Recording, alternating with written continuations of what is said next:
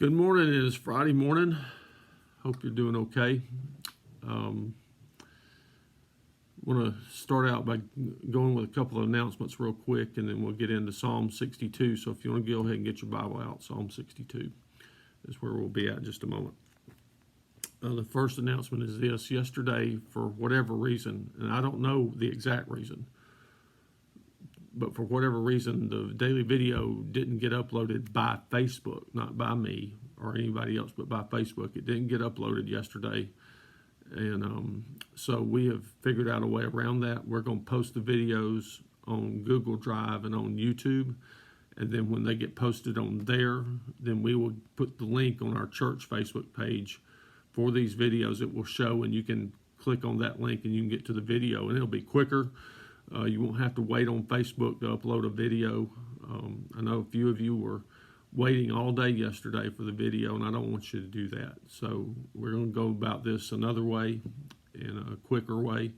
So you will hopefully get this on your Facebook page, or on the church Facebook page, quicker today, or get it in the email, whichever way you get it.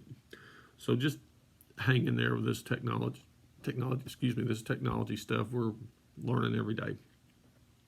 Secondly, we need to pray for Tony Baswell. Tony is a member of our church, if you don't know.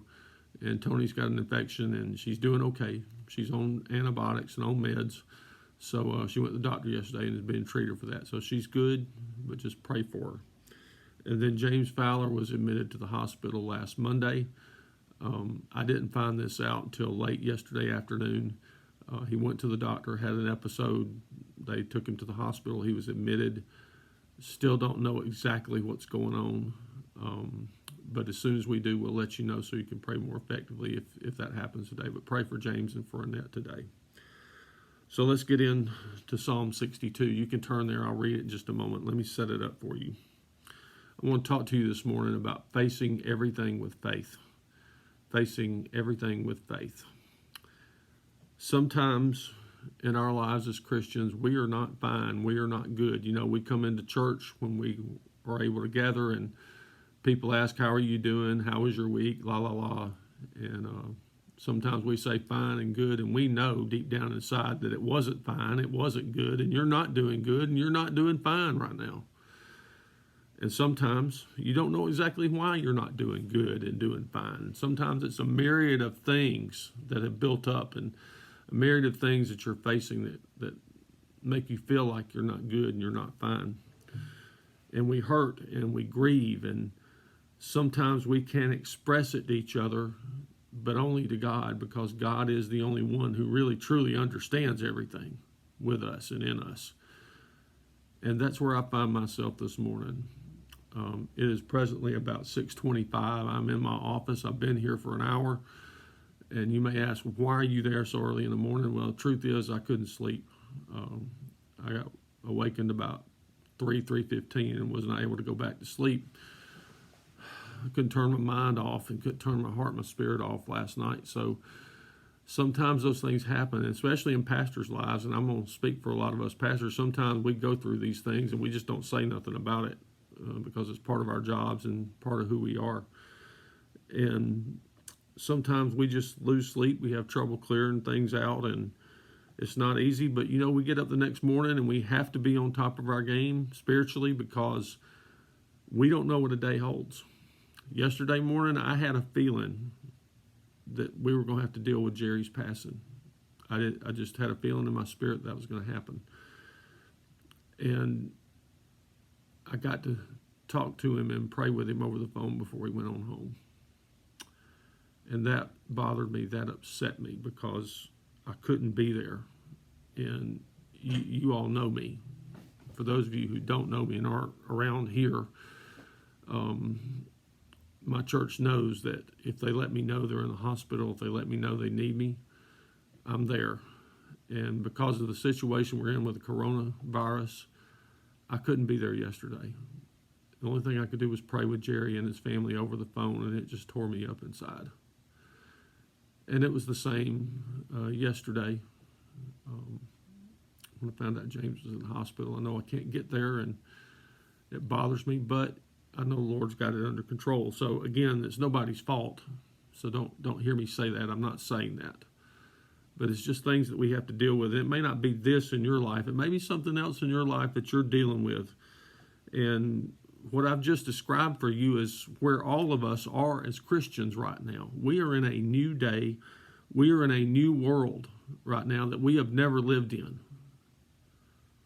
We've had it pretty easy as far back as we can remember. We've always been able to gather. We've always been able to fellowship. We've always been able to worship as a church and not have that interrupted by too many things. Maybe in my lifetime, 9/11, or something like that. Hasn't been many of those moments where we've had our lives interrupted. I think of the generation before us, the greatest generation. They were interrupted by World War II and all those things, and the Korean War, and to some extent Vietnam, and the Desert Storm conflicts and all that. But for the most part, we've been able to gather. We've been able to fellowship, and we come to this place that we're in right now. We're in a new world. So what do we do? Psalm 62 answers that. Let's look at it. I'm going to read the first 8 verses. Psalm 62, verse 1. For God alone, my soul waits in silence. From him comes my salvation. He alone is my rock and my salvation, my fortress. I shall not be greatly shaken. How long will all of you attack a man to batter him like a leaning wall, a tottering fence? They only plan to thrust him down from his high position. They take pleasure in falsehood. They bless with their mouths, but inwardly they curse. And this is a psalm of David, and this was something he was going through, how the people were treating him. He continues on, verse 5. For God alone, my soul, wait in silence, for my hope is from him. He only is my rock and my salvation, my fortress. I shall not be shaken. On God rests my salvation and my glory, my mighty rock, my refuge is God. Trust in him at all times, O people. Pour out your heart before him. God is a refuge for us. I hope that comforts you today. Here's what you do. You go and you wait for the Lord. That's an active position, by the way. That's not slacking off or being lazy. Waiting on God is a biblical command. Be still and know that I am God, Psalm 46:10. That's an active position.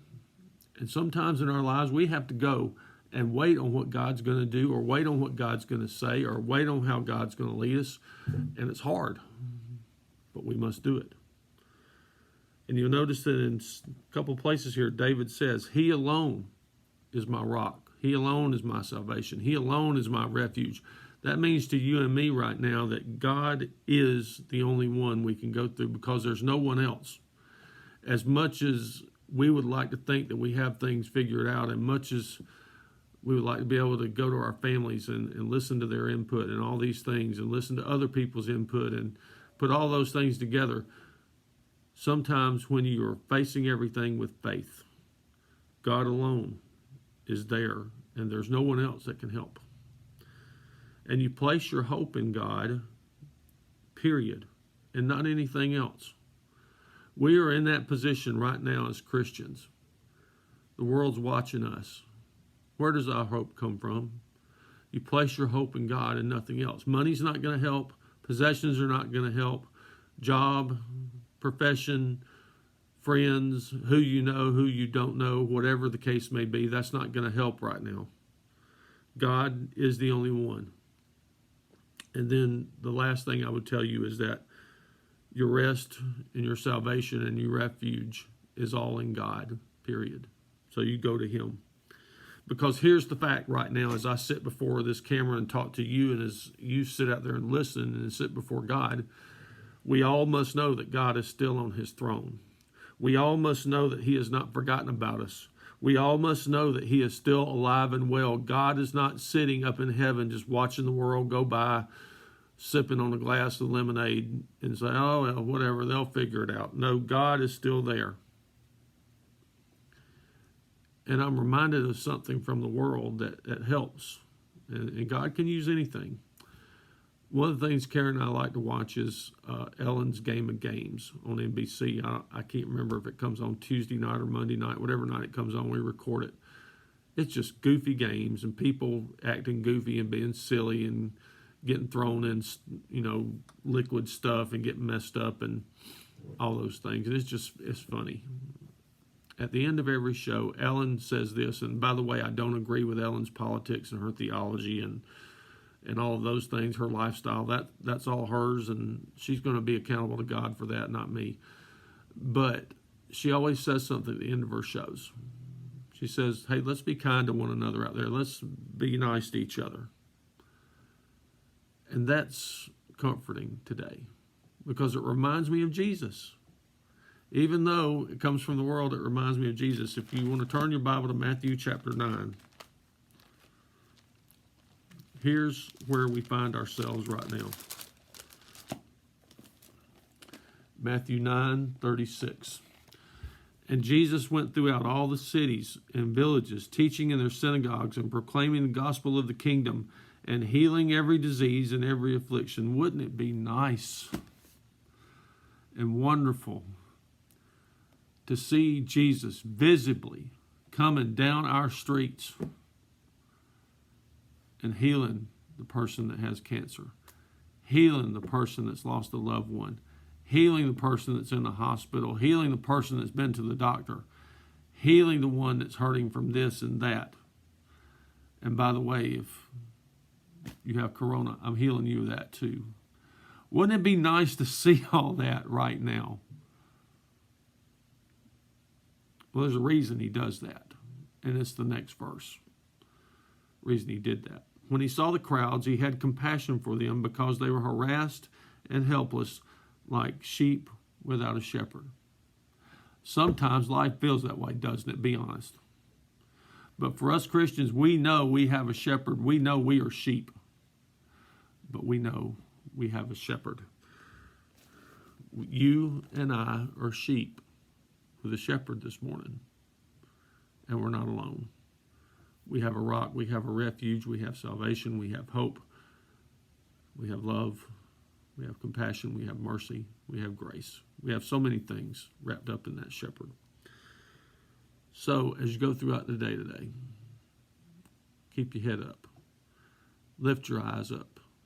Look to the Lord. He knows what you need. He knows where you are.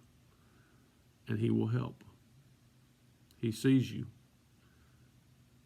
Sometimes you feel harassed.